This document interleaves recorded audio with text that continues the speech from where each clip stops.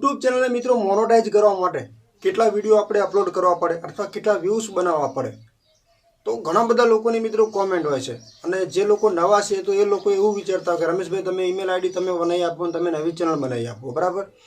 તો નવી ચેનલ મિત્રો 100% બનાવી આપીએ, એનો કોઈ ટેન્શન નથી. પણ આપણે એનો ક્રાઇટેરિયા અને યુટ્યુબનો આપણને થોડો પણ અનુભવ ના હોય ને તો યુટ્યુબમાં મિત્રો છે ને આપણને કામ કરવાની મજા આવે નહીં. તમે મતલબ તમે કોઈ પણ મિત્રો કામકાજ કરતા હશો તો એનો મતલબ તમને 40% સેવટ એનો મતલબ અનુભવ હશે, કોઈ પણ કામ કરતા હશે. અને હર કોઈ કામની અંદર જો તમને અનુભવ હોય ને તો એ કામની અંદર કોઈ મતલબ સાહસ વધારે કરાય નહીં. સમજી લો કે કોઈએ મને કીધું કે આ કામ કરવાનું છે, કે આવી રીતે થાય છે ને આવી રીતે થાય છે, બરાબર. તો મતલબ એનો મને અનુભવ છે તો હું આ પાડી શકું છું. પણ જેની મને કાંઈ ખબર પડતી જ ના હોય, જેને મને એની માહિતી છે જ નહીં, જેનું કોઈ નોલેજ જ નથી, તો આપણે એની અંદર પડવાનું આવતું નથી. એટલે કે યુટ્યુબની અંદર પણ એવું જ છે કે યુટ્યુબ રિલેટેડ તમને કોઈ અનુભવ હોય, કઈ રીતે ટાઇટલ લખવું, કઈ રીતે વિડીયો બનાવવા, કઈ રીતે એનું એડિટિંગ કરવું, કઈ રીતે થંબનેલ લખવું, કઈ રીતે ટેગ લગાવવા, એનો મિત્રો છે ને થોડો ઘણો તમને અનુભવ હોવો જોઈએ. અને અનુભવ ના હોય તો પહેલું શીખવું જરૂરી છે મિત્રો. ભલે એક વખત અમે પણ મિત્રો જ્યારે યુટ્યુબની અંદર શરૂઆત કરીને ત્યારે મારી ચેનલ ઘણી બધી છે ને ફેલ ગઈ છે, કારણ કે અનુભવમાં નીકળી ગઈ.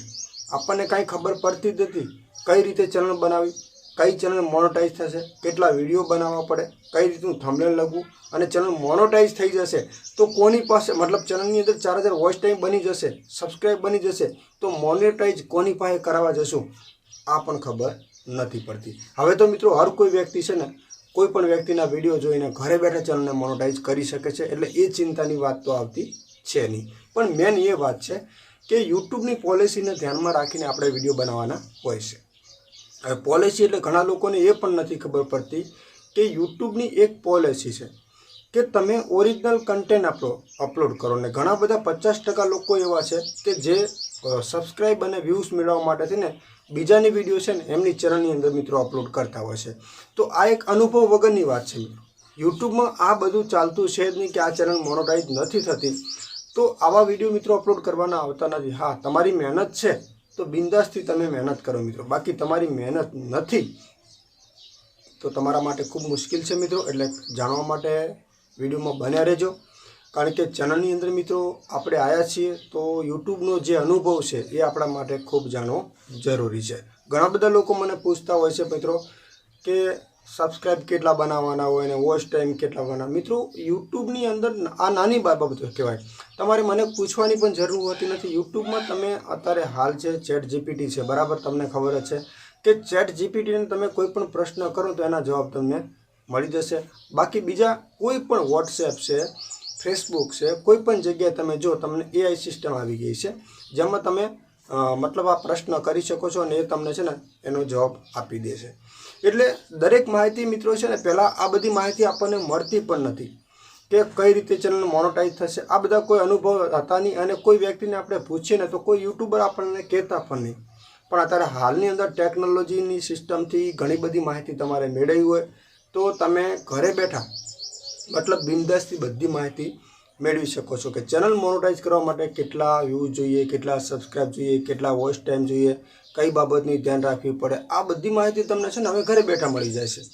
પણ તો પણ લોકો મને પૂછતા હોય છે. તો હું તમને એક જ વાત કહું કે જો તમે યુટ્યુબમાં આવવા માંગતા હોય તો યુટ્યુબનો એક અનુભવ તમારી પાસે હોવો જોઈએ. પહેલી વાત તો કે એમાં આપણે વિડીયો કઈ રીતે બનાવવાના છે, કયા કન્ટેન્ટ ઉપર આપણે વિડીયો બનાવીશું, કઈ ટાઈપના વિડીયો બનાવીશું, કયું ટાઇટલ લગાવીશું, કયું થંબનેલ લગાવીશું. મેન વાત એ છે. પછી તમે ડેલી આપણે કોઈને પૂછવા જવાનું મિત્રો આવતું છે જ નહીં, બરાબર.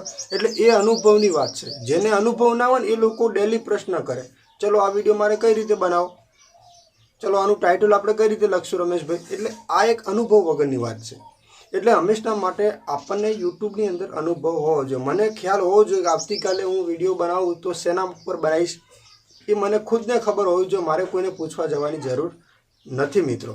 એટલે આ એક અનુભવની વાત છે. હવે વાત રહી કે મોનોટાઈઝ કરવા માટે 4000 વોચ ટાઈમ છે, બરાબર. યુટ્યુબ ક્રાઇટેરિયા એ તમને છે ને વાયટી સ્ટુડિયોમાં જોવા મળે છે. આપણે કોઈને પૂછવાની જરૂર છે જ નહીં. વાયટી સ્ટુડિયોમાં તમને છે ને એ જોવા મળે છે કે 4000 વોચ ટાઈમ અને 10 મિલિયન વ્યૂ અથવા 1K એટલે 1000 સબસ્ક્રાઈબ. આ જે પોલિસી છે આટલું બની જાય એટલે કે તમારી ચેનલ મોનેટાઇઝેશન માટે એપ્લાય કરવાનું ઓપ્શન મળી જાય। મિત્રો એપ્લાય કરવાનું ઓપ્શન તમને મળી જાય, પણ જો તમારા પોતાના વિડીયો હોય તો જ તમારી ચેનલ મોનેટાઇઝ થાય। બાકી ભલે તમે 4000 વોચ ટાઈમ 10 મિલિયન વ્યૂઝ બનાવી લીધા અને એવું તમે વિચારતા હોય કે આપણી હવે ચેનલ મોનેટાઇઝ થઈ જશે, પણ જો તમારા પોતાના વિડીયો હશે તો જ મોનેટાઇઝ થશે, બાકી એ પણ તમારી મહેનત ફેલ જશે। એટલે મેન એ વાત છે મિત્રો કે યુટ્યુબમાં કોઈ પણ વિડીયો બનાવો, એવા વિડીયો બનાવો કે જે વિડીયો કાયમિક માટે આપણી પાસે હોય અને એ વિડીયો આપણે કાયમિક માટે બનાવી શકાય। એવા વિડીયો નહીં બનાવવાના મિત્રો કે જે વિડીયો આપણી પાસે છે જ નહીં, જે જગ્યાએ આપણે જતા જ નથી ને કાયમિક માટે આપણે જવું પડે તો એ આપણને મૂકવું પડે। એટલે કે જે આપણને નોલેજ છે, જેનો આપણો વિષય છે, જે આપણે અત્યારે હાલમાં જે કાયમિક માટે કામ કરતા હોય છે, જે રોજિંદા આપણે એના ઉપર વિડીયો બનાવી શકાય એવી આપણે યુટ્યુબ ચેનલ બનાવવાની છે। એટલે કાયમિક માટે કોઈ વિડીયો આપણે શોધવા જવો પડે નહીં। તો આશા રાખું છું મિત્રો કે આ માહિતીમાં તમને ઘણી બધી માહિતી મળી હશે કે કઈ ટાઈપની ચેનલ બનાવી, કેટલા વોચ ટાઈમ જોઈએ, કેટલા સબસ્ક્રાઈબ જોઈએ, કઈ કેટેગરીમાં વિડીયો મિત્રો આપણે બનાવવા જોઈએ, બીજા નંબરમાં કઈ બાબતની આપણે ધ્યાન રાખવું જોઈએ। તો આ બધી માહિતી તમને આ વિડીયોમાં તમને આપી છે। જો વિડીયો તમને ગમ્યો હોય તો લાઇક કરજો, શેર કરજો અને આપણી આ ચેનલને સબસ્ક્રાઈબ કરી લેજો। આવી યુટ્યુબને લગતી ઘણી બધી માહિતીના વિડીયો તમને ગુજરાતીમાં મળતા રહેશે મિત્રો।